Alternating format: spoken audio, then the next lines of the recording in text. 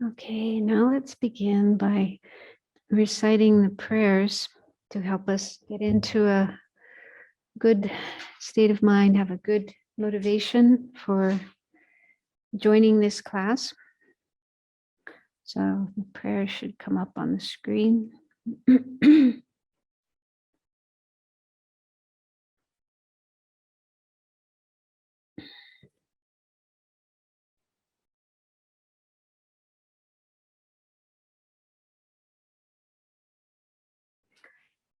I go for refuge until I am enlightened to the Buddha, the Dharma, and the Supreme Assembly.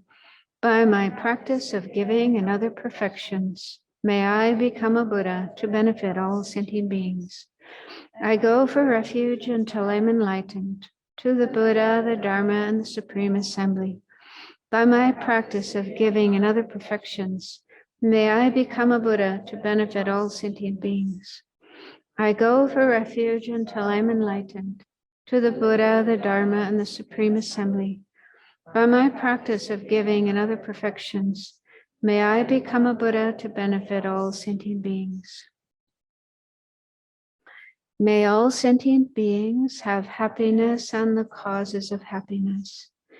May all sentient beings be free from suffering and the causes of suffering. May all sentient beings be inseparable from the happiness that is free from suffering. May all sentient beings abide in equanimity, free from attachment for friends and hatred for enemies. Reverently, I prostrate with my body, speech, and mind. I present clouds of every type of offering, actual and imagined. I declare all my negative actions accumulated since beginningless time and rejoice in the merit of all holy and ordinary beings. Please remain until the end of cyclic existence and turn the wheel of Dharma for living beings. I dedicate my own virtues and those of all others to the great enlightenment. This ground, anointed with perfume, strewn with flowers, adorned with Mount Meru, 4 continents, the sun and the moon. I imagine this as a Buddha field and offer it. May all living beings enjoy this pure land. Idam Guru Ratna Mandala Kam Niryatayami. So now as we recite the mantra of the Buddha, you can imagine the Buddha in front of you with light flowing from his holy body, which is made of light, very radiant and beautiful. And this light radiates out in all directions, and it fills every one of us, all living beings, and purifies our negative energy, such as our afflictive emotions, attachment, aversion, ignorance, and so forth, as well as the seeds of those and our karmic seeds that are the cause of suffering. So imagine all suffering and its causes being purified. And it also nourishes our positive potential. We do have positive states of mind, such as love and compassion and joy and equanimity and wisdom. And these can be cultivated more and more and eventually perfected such that our minds can be transformed into an enlightened mind, just like the Buddha's mind. So imagine the light nourishing those seeds so that they can grow and those positive qualities, positive states of mind can increase more and more. Tayata Om Mune Mune Aha Munaye Soha.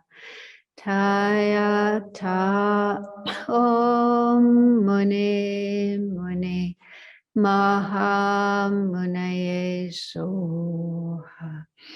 Tayata Om Mune Mahamunaye Soha Tayata Om Mune Mune Mahamunaye Soha Tayata Om Mune Mune Mahamunaye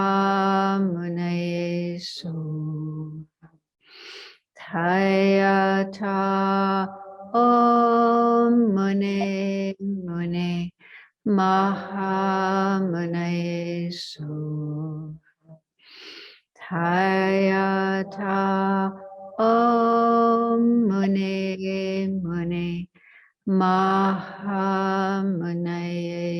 Soha.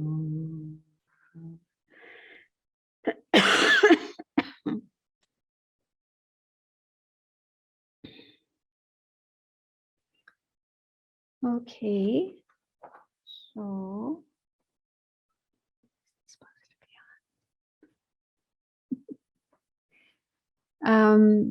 so we are on the third and final section of the Lam Rim, the Path to Enlightenment, which is called the Great Scope. And this section of the Lam Rim explains the Bodhisattva's path, how one generates bodhicitta, the aspiration to become a Buddha to help all living beings. And it's through generating that state of mind that one actually becomes a bodhisattva. And then becoming a bodhisattva means you're on the way to enlightenment. You are really creating the causes for enlightenment, but you do still have to create those causes. You can't attain enlightenment just by wishing for it. So the causes for attaining enlightenment are summarized in the 6 perfections. So that's the point we're at this point in time. We just started last week talking about the 6 perfections. And the word for perfection in Sanskrit and in Tibetan literally means gone beyond. Somehow the English word perfection became used for these, but literally they are the 6 gone beyonds, although that sounds kind of awkward. But that's the actual meaning. And gone beyond means gone beyond samsara, gone beyond even nirvana for one's own sake, for one's own benefit, which is what is attained by the arhats of the Shravaka and Pratyeka Buddha lineages. So there you attain nirvana just as an end in itself. You don't have the intention to go any further and reach full enlightenment and benefit all living beings. So you think, okay, I'll just attain nirvana and that's it. But a bodhisattva isn't satisfied with that. A bodhisattva wants to go all the way to full enlightenment, Buddhahood, because only then is one able to benefit other beings in the best possible way.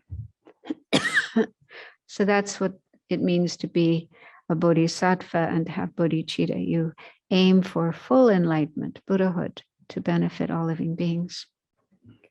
So the 6 perfections are the practices that will take you to that state, beyond samsara, beyond nirvana for one's own sake. And also the 6 perfections, even though they include practices done by ordinary people. For example, the first perfection is generosity or giving. And everybody does that, almost everybody. It's a very common practice. But to be the perfection of generosity, it's done with the motivation of bodhicitta. So a bodhisattva, when a bodhisattva practices generosity, they do so with the goal of attaining full enlightenment Buddhahood to be able to benefit all living beings, even if they're just giving, some breadcrumbs to some birds in the park. They're doing that thinking not just to benefit those birds in front of them, but to benefit all sentient beings throughout the universe. So they're thinking, I'm giving now to benefit these birds, but my real goal and the merit I'm creating, I'm dedicating to that goal is becoming fully enlightened so that I can help all living beings and liberate them from all their suffering and the causes of suffering, and help them all reach enlightenment as well. So they have this very vast vision, even when they're doing ordinary practices like that. So, so we just started last week looking at the first perfection, the perfection of generosity. So we'll go into that in more detail today. So the first bullet point explains what is generosity. Generosity is primarily the thought wishing to give away one's body, possessions, and merit, the virtue that we create, plus acts of physical and verbal giving done with this motivation. So generosity is mainly a mental state, a mental attitude, and it's based on compassion, wishing to relieve the suffering of others, love, wishing them to achieve happiness, and in the case of a bodhisattva, bodhicitta, again, wishing to become a fully enlightened Buddha to help all living beings reach enlightenment as well. And in the case of a bodhisattva develops this wish to give everything, even one's body and all of one's possessions, even one's home and one's kingdom. In the case of a king, there's stories about the Buddha in his previous lives when he was a bodhisattva, and sometimes he was a king, and he would even give away his whole kingdom. So bodhisattva trains to overcome any kind of attachment to one's own things, wanting to keep them for oneself, and develops this incredible wish to give away everything. So it's primarily that state of mind, but it also includes acts that we do of giving physically, giving material things, and also verbal giving. One type of giving is the giving of dharma. We'll talk about that more later, but that's done verbally. But the stress here is on the state of mind, that it's mainly a state of mind, because it's not always possible to actually give things physically or verbally. Examples would be, if you're destitute. For example, Milarepa, the great yogi who attained enlightenment in one lifetime, but he was totally destitute. All he had was a piece of cotton that he wore and a clay bowl that he used to eat out of and cook in, and that's all he had. So he didn't have the means to give anything to others. And that's often the case with some practitioners. They really don't have anything themselves, but it's still possible to give mentally. There's ways of giving mentally. For example, in the practice of Tonglen, taking and giving. So there we imagine taking on the suffering of others and then giving them whatever they need in order to be happy. And so you can visualize your body, your possessions, your merits, everything you have, transforming into whatever is needed by others, and then mentally give those things to other beings. So you can practice giving mentally, and it's still the practice of generosity. But we have to be careful not use that as an excuse to not give if we do have things. So if somebody does have material wealth, possessions, and so forth, and they think, oh, I don't have to give these away. I can just mentally give them away, and then use that as an excuse. That wouldn't be right. So if we do have the means to give, we should give when we can. So anyway, the most important thing is to have the wish to give, the thought of wanting to give to others. And here it mentions body, giving away one's body, which could be kind of startling. But again, in the in the Buddha's past lives, when he was a bodhisattva, still working for enlightenment, there are many stories where he did give his body. The most famous one is when he was a prince.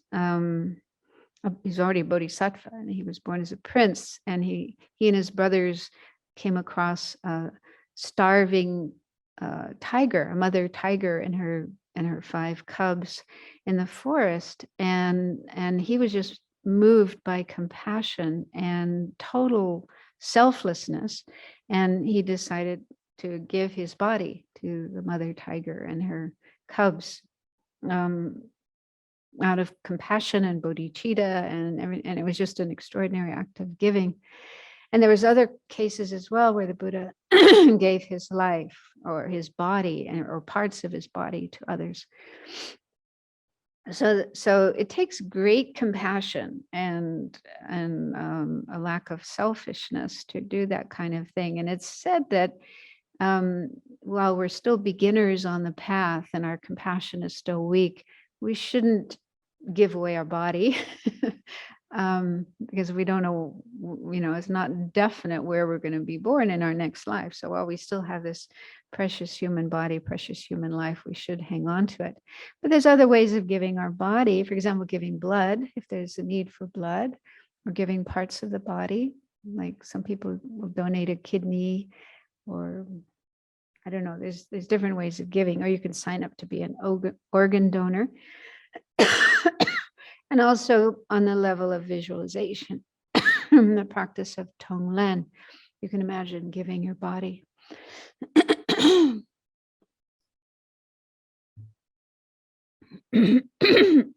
on. Sorry. So some people find giving easy. They have a kind of natural quality of being generous, and giving comes easily to them. Other people find it difficult. They tend to be more miserly. That's certainly my case. It was really hard. It's always been very hard for me to give. But we can change that. We can increase our generosity and become less miserly. The opposite of generosity is miserliness. Miserliness or stinginess, it's often called. This is actually one of the secondary afflictions in the list of the mental factors. There's 6 root mental afflictions, and then there's 20 secondary ones. So among the 20 secondary ones is miserliness. So it is an afflicted state of mind. It is a state of mind that is a cause of suffering, and it keeps us in samsara. And it's an obstacle to our attainment of higher states of mind, liberation and enlightenment. So we probably all do have miserliness to a certain extent, but we can work on decreasing that and increasing our generosity. And so one thing that's really helpful is just to contemplate the benefits of generosity. So I've mentioned a few here in the slide. Having a joyful mind. I mean, you get this immediate joy when you give. I think we've all experienced that. We give a gift to someone, or we give money or food to someone who's homeless or hungry. And, their face can light up with joy. And they show so much joy. So when they react with joy, naturally we feel joyful as well. And even if they don't, I mean, it sometimes happens, you give a gift to somebody and they don't look happy. But if we are certain in our mind that giving is a good thing to do. We are creating merit. It's beneficial for our own happiness and well-being and our attainment of higher states like enlightenment. So if we have that conviction that giving is a good thing, even if the recipient doesn't show appreciation or thanks, we can still feel happy about it. We can just think, oh, this was a good thing to do. I'm glad I did it. Rejoice in our merit, even if the other person isn't rejoicing. So that's actually very important, that when we give, we don't have this expectation that the other person is going to look happy and pleased and even say thank you. That doesn't always happen. So if we don't get that kind of reaction, then we might even regret that we gave to them. And that wouldn't be nice. That's actually negative. Regretting a virtuous action is negative regret. And so we have to be careful to avoid that. And the best way is to just not have that expectation to start with. Don't expect anything in return for your act of giving.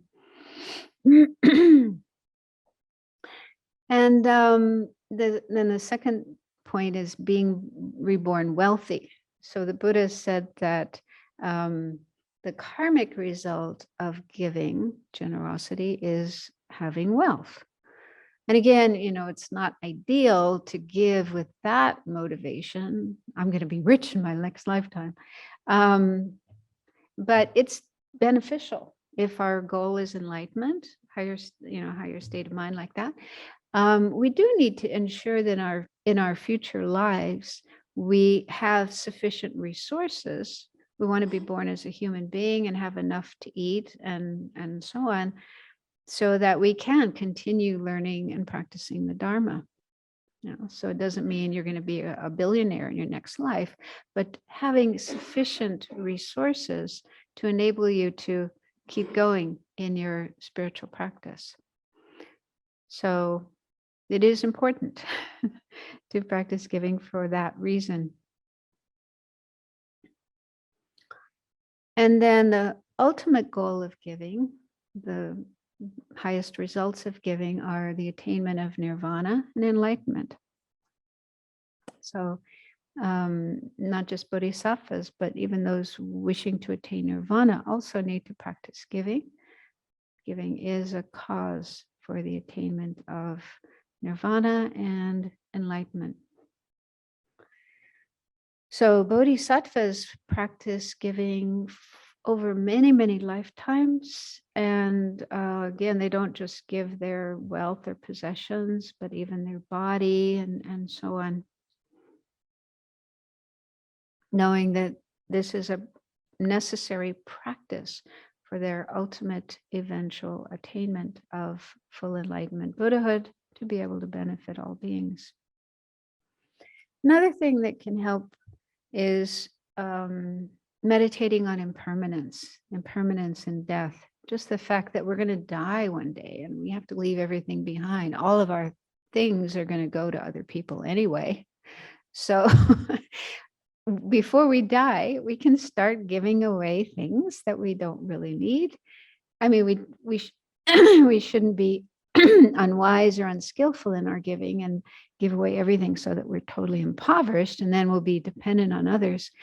But we can start to practice giving and train ourselves in that practice. And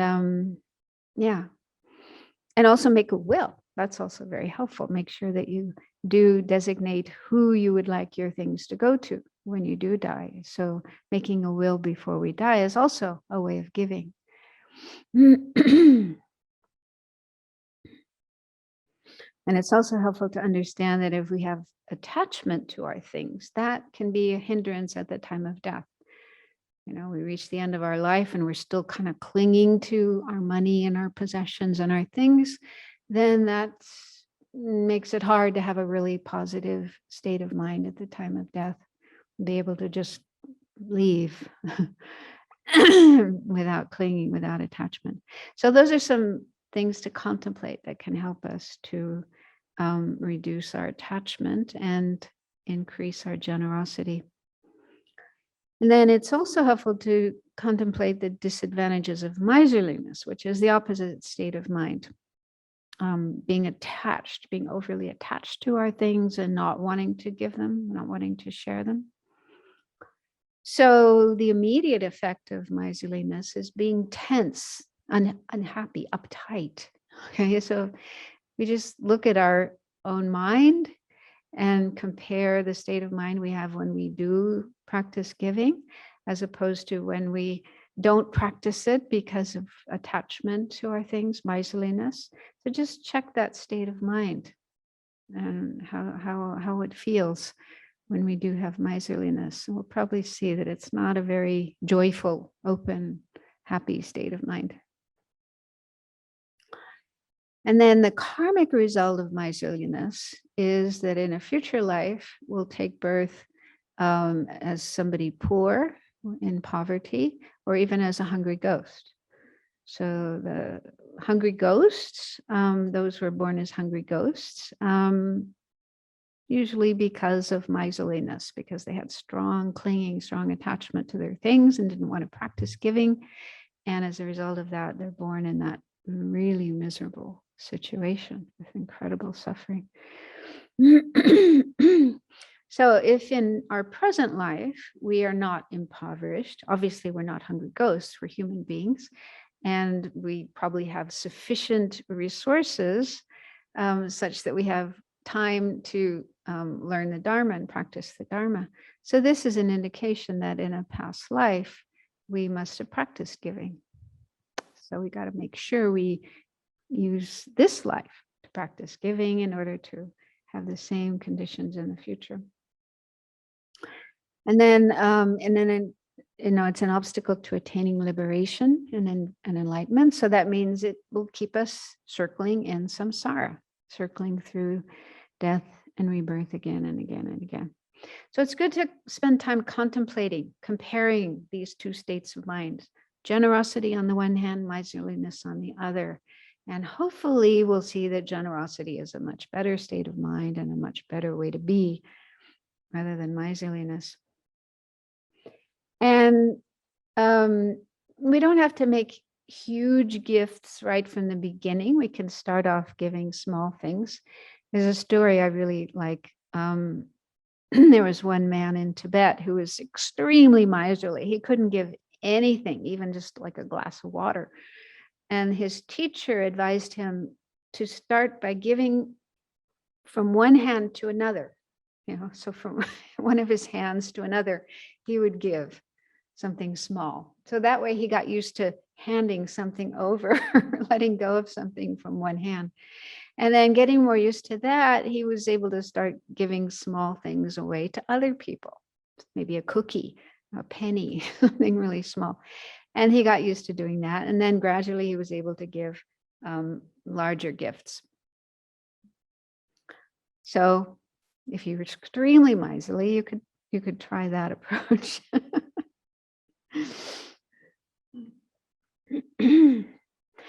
And it's ideal to have an altruistic motivation for giving, to give out of compassion, out of love, out of concern for others. However, even if one doesn't have such a motivation, it's still a good thing to do. There's a verse in Chandrakirti's Madhyamakavatara, we just went through this recently, which says, those with weak compassion and ruthless minds who seek their own welfare with enthusiasm, even for them, the wealth they desire will come from generosity, a cause that relieves suffering. So that means that even when somebody doesn't have compassion and they're only concerned about their own happiness, their own well-being, their own wealth, and they give with that motivation, it is still beneficial. They will get wealth in a future life. And so I think that this is because giving does benefit others. So even if someone gives a donation to charity and they do it for a selfish motivation, it does benefit people in that charity and that charitable organization. And of course, it's better to have a altruistic motivation, but it still does benefit.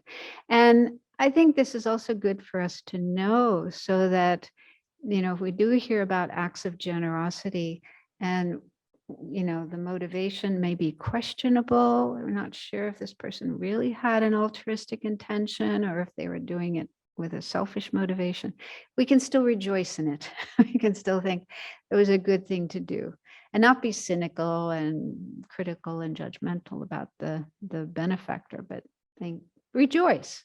It was a good thing that they did. Okay, so the next slide shows the 3 types of giving, 3 types of generosity. Yeah, next slide. So the first one, as explained in this book, The Easy Path, is giving teachings, giving Dharma. So ideally, one should know Dharma.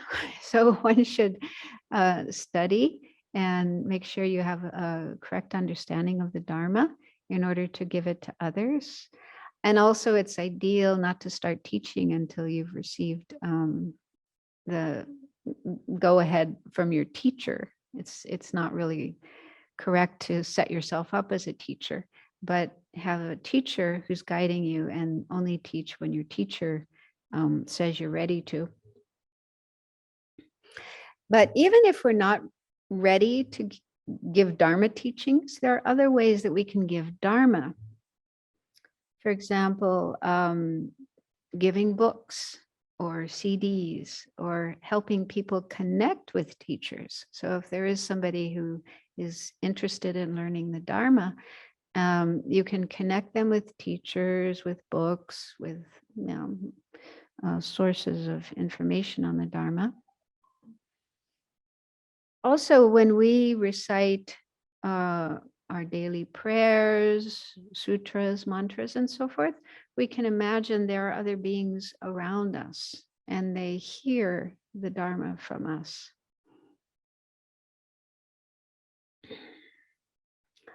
And also reciting sutras and mantras for animals. So Lama Zopa Rinpoche is a big proponent of that.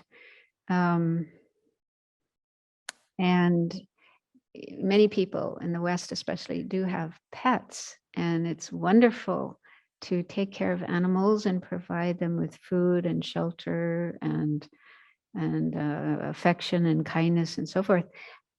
But those ways of benefiting are only good for this present life.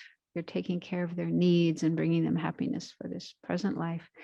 So it's also good to help them for future lives. And we can do that by exposing them to the Dharma. For example, reciting prayers and mantras. Some people even take their pets to teachings, or when they're listening to teachings online, they have their pet nearby so that the pet can hear Dharma. And this can benefit them, because there's this story of one of the great Indian masters, Vasubandhu, who had memorized lots of sutras and texts and so on, and he would recite them out loud. And there was a pigeon who would hang out on the roof of his house and would hear these recitations of the sutras. And after the pigeon died, it was reborn as a child in the nearby village, and it became Vasubandhu's disciple and was able to actually learn the Dharma, and was particularly good at learning those those texts that it had learned, that it had heard recited in its previous life. So it does, can leave imprints on their mind. It can benefit them for future lives. So another way, whatever Dharma knowledge we do have, if people ask us for advice, dealing with problems, for example, we can answer them according to the Dharma, even if we don't have to use Dharma terminology. We can just use ordinary, everyday language, but just help people with their problems. So that's another way of sharing the Dharma.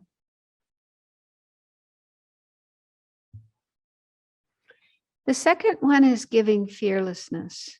And this means Well, there's different ways of doing this. One is if there's a being that's in danger of being killed or harmed, and we can rescue them from that situation.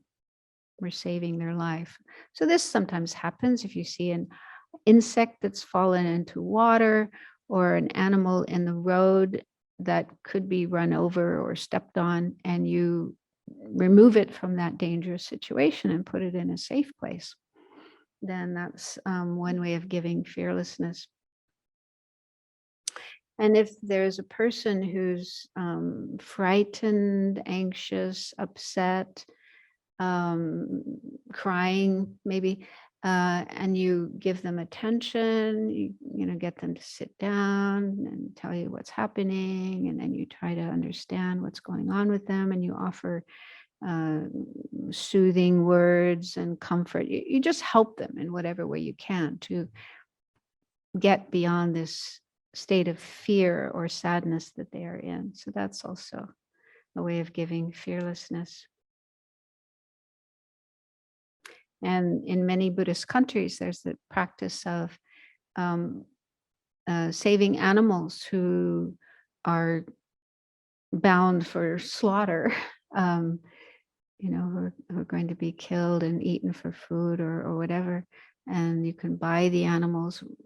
When I lived in Singapore, we used to do this every month, go to the market and buy live animals and then set them free, mostly in the ocean. And before doing that, we would recite mantras for them. So we would give them Dharma, and then we would give them fearlessness, safety. So that's a beautiful practice to do. And the third one is giving material things. So this is probably what most people understand by giving money, food, clothing, and so forth. And it said that a bodhisattva feels joyful just hearing the word give.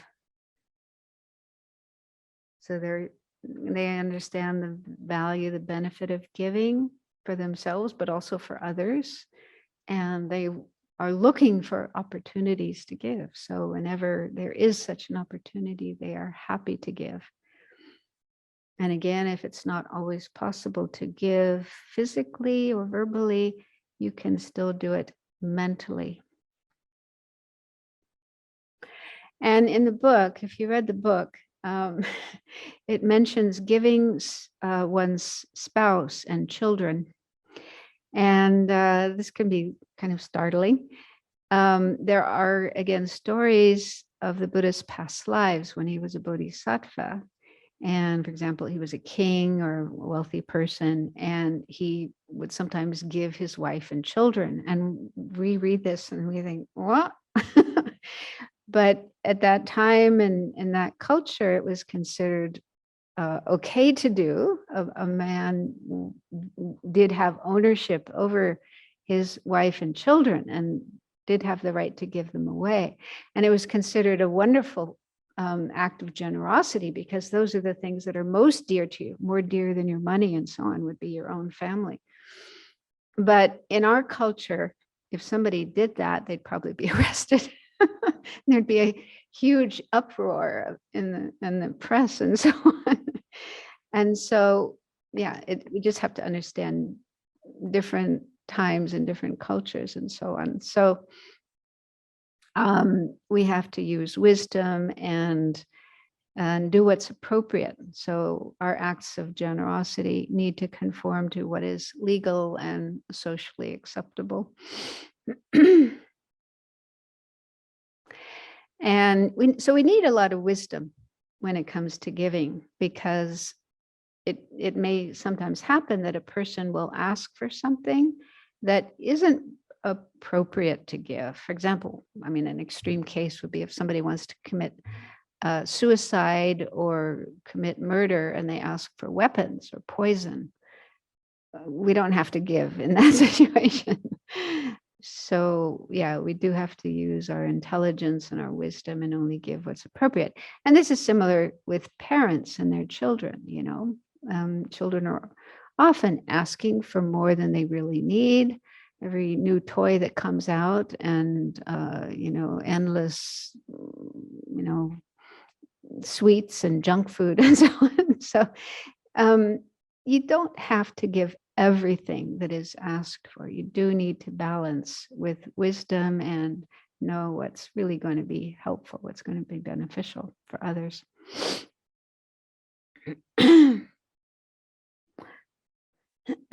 So there's a lot of details regarding giving, what's appropriate to give and what's not appropriate to give, what state of mind to have and not have.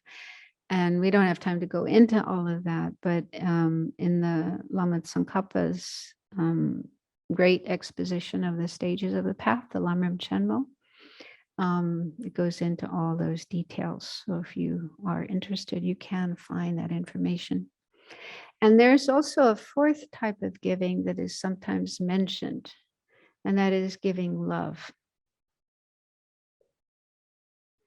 And so we practice that when we meditate on loving kindness, or when we recite the 4 immeasurable prayers. And in there we say, may all sentient beings have happiness and the causes of happiness. So there we are giving love. Love is the wish for sentient beings to be happy and have the causes of happiness.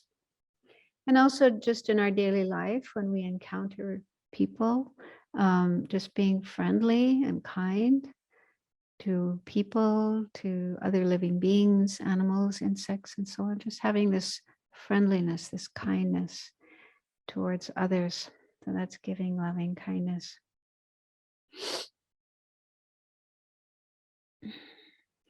So we might sometimes find ourselves in a situation where somebody asks for something, maybe one of our own personal belongings. We say, please give me that. Can I have that? And we might know the benefits of giving and the disadvantages of not giving, the disadvantage of being miserly and stingy, but we're just not at the point where we're able to give that object.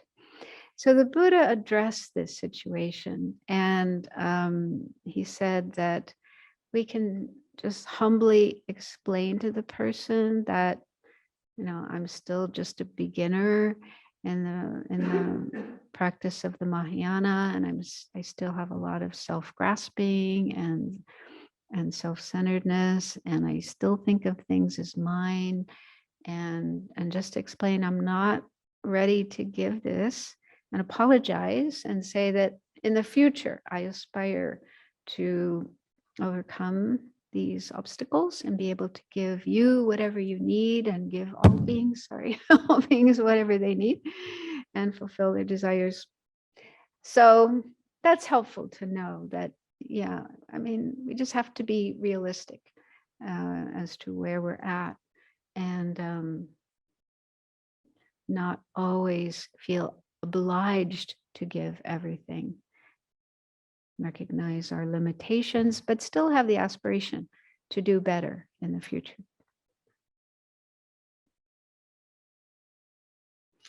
And also, it's also important to take care of ourselves and our family and not give everything away such that we end up being totally impoverished, and then we are dependent on others. So we do need to be practical. And the most important thing is the motivation, the state of mind, the wish to give. That's more important than the actual size of the offering. Okay, so then the next slide explains something a little bit complicated. It said that when a bodhisattva practices any of the 6 perfections, they do so in a way that they practice all the 6 perfections together in one. So let's look at how this happens with the perfection of giving. We haven't yet learned all the other perfections yet, but just to give you some idea. So giving, so giving, practicing the perfection of giving when giving, This is explained as not clinging to the merit of giving, but even give that as well. So when a bodhisattva is practicing giving, they're creating a lot of merit, a lot of positive potential, and they're not attached to that merit. They're not thinking, oh, I get all this merit for myself, but they give that away as well. They even give away their merit.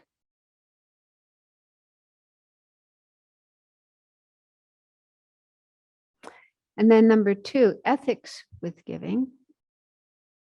So when they are practicing giving, they do it in an ethical way. They don't cross the boundaries of what's ethical. So Robin Hood type giving would be not appropriate for bodhisattvas. So they always be sure to, they're always careful to keep precepts and not do anything non-virtuous or harmful or illegal in the practice of giving. And number 3, patience with giving. So when giving, as we saw before, sometimes the recipient doesn't show gratitude, appreciation, or thanks. Sometimes they even ask for more or get angry at you, not happy with the gift you gave them or whatever. So in those kind of situations, that's like a test for our patience, because otherwise we could get angry, angry at the person that they didn't react the way we hoped. And so a bodhisattva would maintain patience and not get angry and put up with it. Also difficulties. There may sometimes be difficulties involved in giving. So practice of patience, which we'll look at later. And number 4 is joyous effort. Joyous effort means taking delight in virtue, being happy to do what is virtuous, what is beneficial, not getting bored or tired or lazy. So a bodhisattva is happy and enthusiastic about giving and not lazy. They like to give as much as possible. They don't get bored with it. Concentration, the 5th perfection is concentration. So while they're giving, while doing that act of giving, they're able to stay focused and concentrated on what they're doing and not distracted. And number 6, wisdom with giving. Wisdom has different aspects. One is conventional wisdom. So examples of that with giving would be knowing what is the best object to give, what is appropriate to give, what is the best way to give. So you need to have conventional wisdom, practical knowledge about how to give in the best possible way. And then for the ultimate wisdom of the ultimate nature, emptiness of true existence, then a bodhisattva, when they're giving, they have awareness of the emptiness of inherent existence of what are called the 3 spheres. These are the 3 parts of any action: the doer of the action itself, and the recipient of the action. So there's always those 3 aspects anytime we do an action. And so bodhisattva, when giving, is aware there's no inherently existing I who is giving. And the act of giving, also the gift, whatever it is you're giving, that is empty of inherent existence. And then the recipient, who you're giving to, is also empty of inherent existence. So this is, of course, difficult to do. We need to have some understanding of emptiness to be able to do that. But anyway, this is part of a bodhisattva's practice. So this is an example with giving, how all the 6 perfections are included in the practice of giving, but the same applies when they're practicing ethics, when they're practicing patience, and so on. So they're able to do it with all 6 perfections. Pretty extraordinary. So it may seem like far away for us, but it's just a practice, a question of training and getting familiar And eventually we'll be able to do that as well. Okay, so then the next perfection, number 2, is the perfection of ethics or ethical conduct, sometimes called morality. So in general, ethics is explained as the virtuous thought to abandon both harming others and the thoughts that are the basis of harming others. So ethics is basically about non-harmfulness, being non-harmful. So we train ourselves to stop doing harmful things to others. Of course, starting with the 10 non-virtues, killing, stealing, and so forth. So we train ourselves to stop doing those kind of actions. And then gradually, we want to get to the point where we don't even have thoughts of doing any harmful action. That's much harder to do. It's easier to stop your body and your speech from doing harmful things, but the mind can still have thoughts of wanting to say something nasty or do something non-virtuous.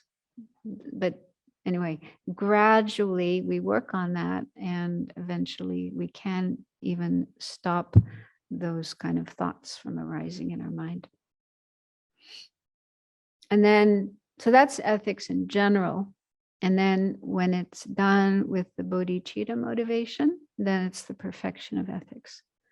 So when a bodhisattva is practicing ethics, refraining from non-virtuous actions, keeping precepts, and so on, they're doing it with the motivation of becoming a Buddha. They know, I want to become a Buddha to help all living beings. And one of the causes to become a Buddha is living ethically, having really good ethical conduct. So that's their reason, their motivation for practicing ethics. On the other hand, a person who's aspiring to attain nirvana, personal liberation, they're practicing ethics too. They have extraordinary ethics, but their motivation is not bodhicitta. Their motivation is the wish to attain liberation or nirvana. So that's not the perfection of ethics. That is the higher training of ethics. We learned about that earlier. I think it was back in talk number 16 when we were talking about the middle scope and the path to liberation. And then if someone is practicing ethics in order to have a good rebirth in their next life, that's also a valid reason. I don't want to be born in an unfortunate situation. I want to be born as a human being or as a deva in some good situation. And I better refrain from non-virtue, harmful actions, and do virtue. So somebody practicing ethics with that motivation, that's not the perfection of ethics. And it's not even the higher training of ethics. It's just ordinary ethics. It's certainly good to do. It's fantastic to do. But I'm just clarifying, there's different levels of practicing ethics depending on your motivation.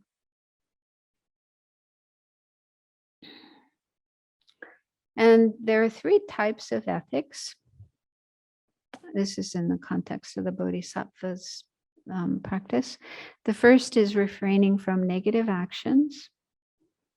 And that mainly means the 10 non-virtuous actions and any other action that may be non-virtuous or harmful. It may not be included in the 10 non-virtues.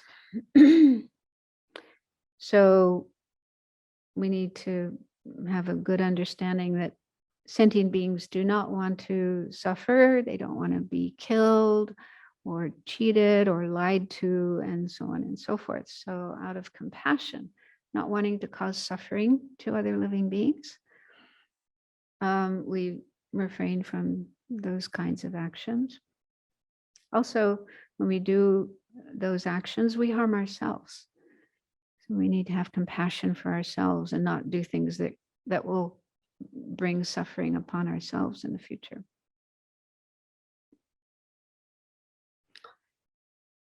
The second type of ethics is engaging in virtuous actions. So there's different ways of doing that.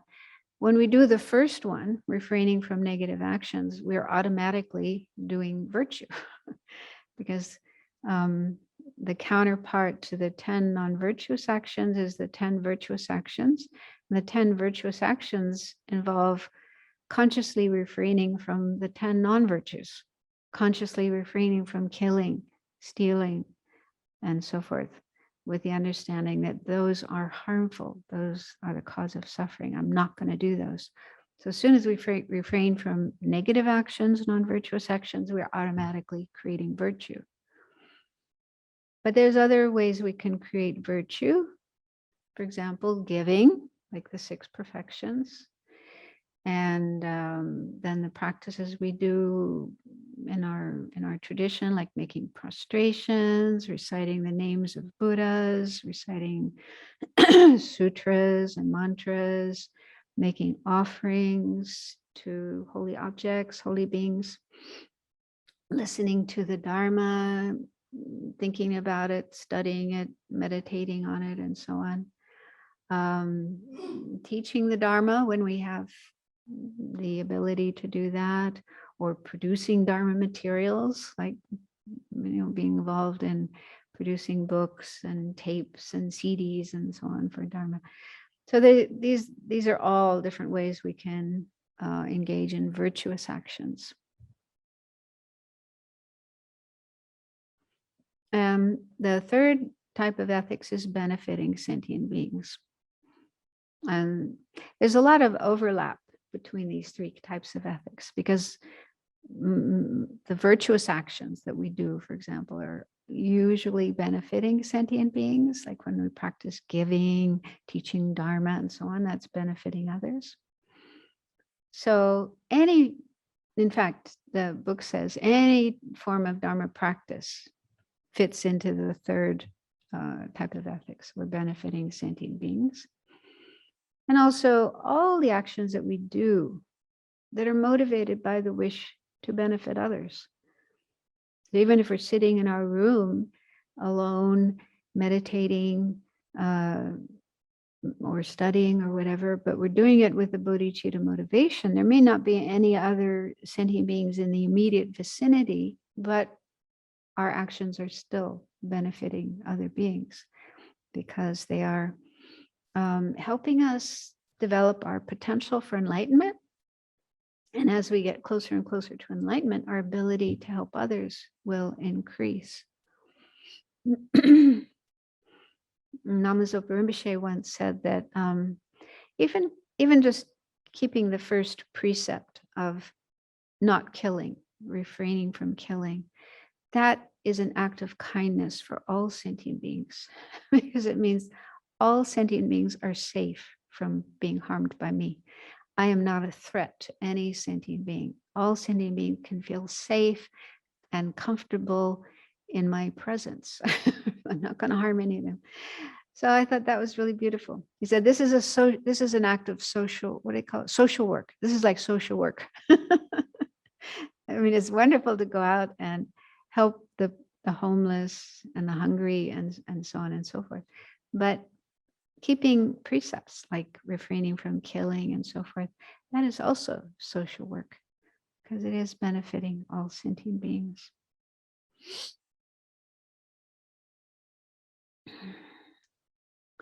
Okay, so let's move on, start talking about the third perfection. We won't finish it today, but we can at least start. So perfection of patience. Other translations are fortitude, tolerance, forbearance. I just grew up with the term patience and I like that term, so I stick with that. So the meaning of patience, the description of patience, or definition of patience, it's a virtuous mind that is able to remain undisturbed by harm from others, voluntarily endure any form of suffering, and remain definitely thinking about the Dharma. So that definition actually includes or covers the 3 types of patience, which we'll get to soon. But yeah, I mean, nutshell, we could say patience is learning to work with our mind so that our mind doesn't get upset, angry, discouraged, impatient, and so on and so forth. These kind of states of mind that are opposite to patience. So, of course, it's difficult to do that. It's not something, we all have a certain amount of patience. We can remain patient up to a certain point, but we all have our limit. Beyond that point, we lose it. We lose our patience. So everybody has a limit to their patience. However, we can work on that. And there's lots of methods, wonderful, wonderful methods we can use to increase our patience, to extend the limits of our patience so that we can remain patient longer and longer, further and further before we lose it. And eventually, at some point, we'll be able to always be patient and never lose it, never get angry or upset or impatient. So it's a question of learning and training and practice. And I can say that with certainty because I can see how my patience has increased since I started learning the Dharma. And so to increase our patience, then it's helpful to to contemplate the benefits of patience and the disadvantages of anger. The main opposite of patience is anger. So I'll just read, I didn't put them on the slide here. I'll just read some of the benefits of patience. It's the cause of being beautiful. Now, some people may think, I don't care about that. But, a bodhisattva does care about physical attractiveness, because if you really want to benefit others, and if you're horribly ugly, such that people don't even want to look at you, they run away from you in fright, that will make it harder to benefit others. On the other hand, if you have it doesn't mean you have to be gorgeous, but at least some degree of attractiveness, people will be attracted to you. They'll be happy to be in your presence, happy to look at you, and then happy to listen to you when you teach them the Dharma. So even with an altruistic motivation, it doesn't hurt to have attractiveness, and patience is the main cause of that. And another benefit is that you will be cherished by Buddhas and Bodhisattvas and holy beings. I mean, Buddhas and Bodhisattvas cherish all sentient beings equally, but you're going to make them happier if you can work on being more patient and less angry. They're not happy when they see people getting angry and acting out their anger and so on. That's not something pleasing to the Buddhas. And it's a support for wisdom, discriminating wisdom. It will help us to make wise decisions rather than act recklessly and do things that, just make things worse, make more suffering, more problems. It's the cause of good rebirths. So anger usually motivates actions that cause unfortunate rebirths. And again, we want to be able to have good rebirths in our future lives to continue our study and practice of Dharma towards enlightenment. So patience is an important cause of that. And then, eventually it's the cause for attaining liberation and enlightenment. So those are the long-term effects. But there's also short-term effects. If we have more patience, our mind will be more peaceful, less disturbed and agitated by anger and impatience. And the people around us will also feel more relaxed and happy. You can see that for yourself. Do you like being around people who are always getting angry and blowing up and yelling and screaming? Or do you prefer being around people who are more calm and peaceful and patient? So if we can see that in our experience, and if we would like to have that kind of effect on other people, then it makes sense to try to have more patience.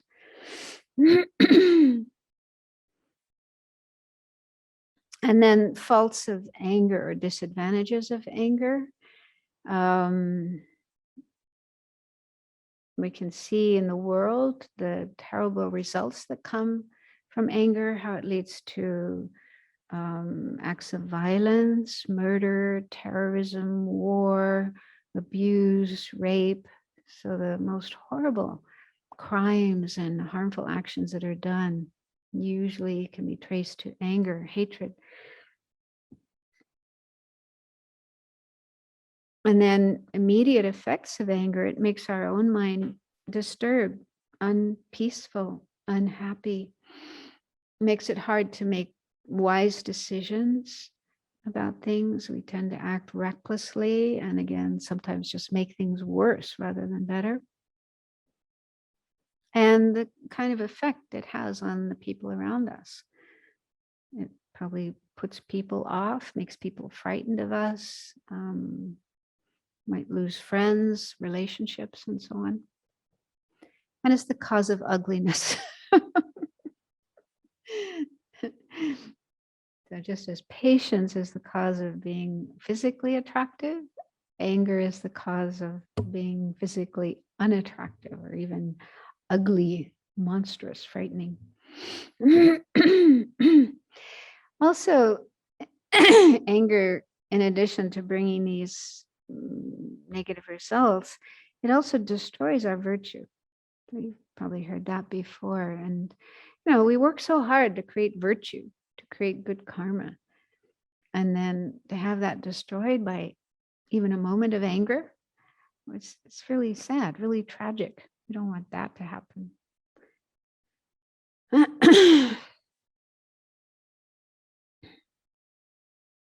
So anyway, those are just some of the disadvantages of anger. And this is helpful. It's really helpful to compare these two states of mind. Patience on the one hand, anger and patience on the other hand, and just see which one brings better results, both immediately and long term. And hopefully that'll convince us to work on patience. So there are three types of patience: the patience of avoiding anger and instead striving to benefit those who harm you. That's how it's explained here in the book. The second is the patience of accepting suffering. Third is the forbearance required to sustain Dharma practice.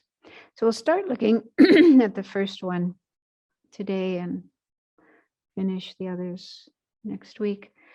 So the next slide shows more information about the first type of patience.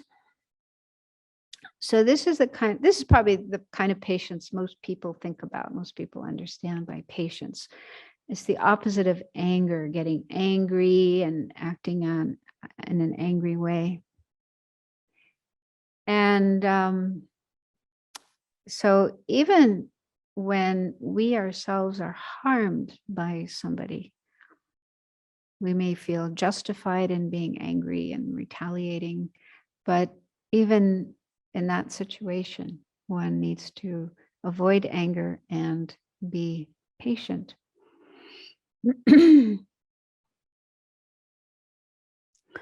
And so there's lots of methods. The book mentions just a few, but there's many, many, many methods on how to decrease our anger. One is contemplating the kindness of others. So we probably find that when it comes to people we are close to, our close friends and family members and so on, even when they do something annoying or irritating that triggers off our anger, we might get angry, but we probably won't stay angry for long. If we really care about those people, and especially if we have received kindness, we receive a lot of benefit from that person, we probably won't stay angry for long. We'll quickly let go of our anger, replace it with patience. And so if we contemplate how we have received kindness from every living being, as we looked at earlier in the methods for cultivating bodhicitta, every being has been our mother, and our father, and so on and so forth in our past lives. And we are dependent on others for everything we have in this life: our food, clothes, shelter, electronic goods, and electricity, light, heat, and so on. Absolutely everything in our life, including our body, just having a body. We are dependent on others. So we wouldn't be alive. We wouldn't be able to exist. We wouldn't have any enjoyments if it weren't for other people and other beings. So the more we contemplate that point and really see the kindness of others, that is very, very helpful. You know, even when they do things that are annoying or irritating, we don't see any reason to be angry at them, especially acting out anger and doing something harmful. And then the second point says, serving sentient beings is serving the Buddhas. I think this might be from Shantideva's chapter 6. He talks about that, how in the perspective of the Buddhas, all sentient beings are like their children. They look on all sentient beings throughout the universe and feel the same kind of love and compassion that a parent feels for their child. They just cherish every sentient being. And so if we were to do anything harmful to any sentient being, that would not please the Buddhas. They would not be happy with that. Just as, you know, if you harm a child, their parents aren't going to be happy with you. They're going to be angry at you. Well, the Buddhists don't get angry. They don't get angry at us, but they're not happy. They don't feel good if we harm any sentient being.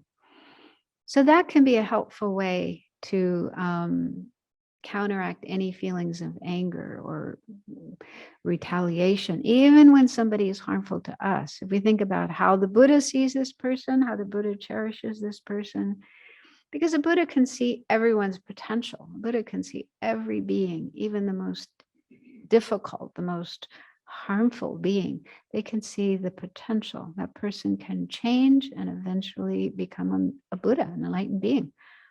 And the way they're acting right now is just because of their delusions, because of ignorance and anger and attachment, and they don't have any control over their minds. They can't help it. So Buddha doesn't give up on anybody, continues to feel love and compassion and concern for every living being. So if we think about that, that can help us to cool down our anger and any inclination to retaliate. So we'll have to stop there. We run out of time, but we'll continue next week looking at the other methods for cultivating this kind of patience. And yeah, chapter 6 of Shantideva's Guide to the Bodhisattva's Way of Life is just like a treasure trove full of wonderful methods for how to work on increasing patience and overcoming anger. So we'll stop there. Oh, yeah, there's one more slide just showing the pages to read for next time. Continue reading in the easy path to the end of this chapter, page 218. And we'll see how far we can go in our next class. So we only have 2 classes left. A lot of material. So let's dedicate the merit, the positive energy, sharing it with all sentient beings.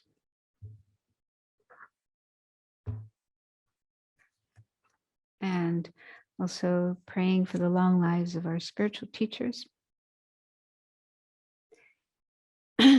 Due to the merits of these virtuous actions, may I quickly attain the state of a Guru Buddha and lead all living beings without exception into that enlightened state. May the supreme jewel bodhicitta that has not arisen arise and grow, and may that which has arisen not diminish, but increase more and more. Incomparably kind and supreme Tenzin Gyatso, the wish-fulfilling, wish-granting jewel, source of every benefit and happiness in this world. May you have a long life and all your holy wishes be spontaneously fulfilled. You who uphold the subduer's moral way, who serve as the bountiful bearer of all, preserving and spreading Manjunath's victorious doctrine, who masterfully accomplish magnificent prayers honoring the three sublime ones, Savior of myself and others, your disciples, please, please live long. Thank you. See you next week.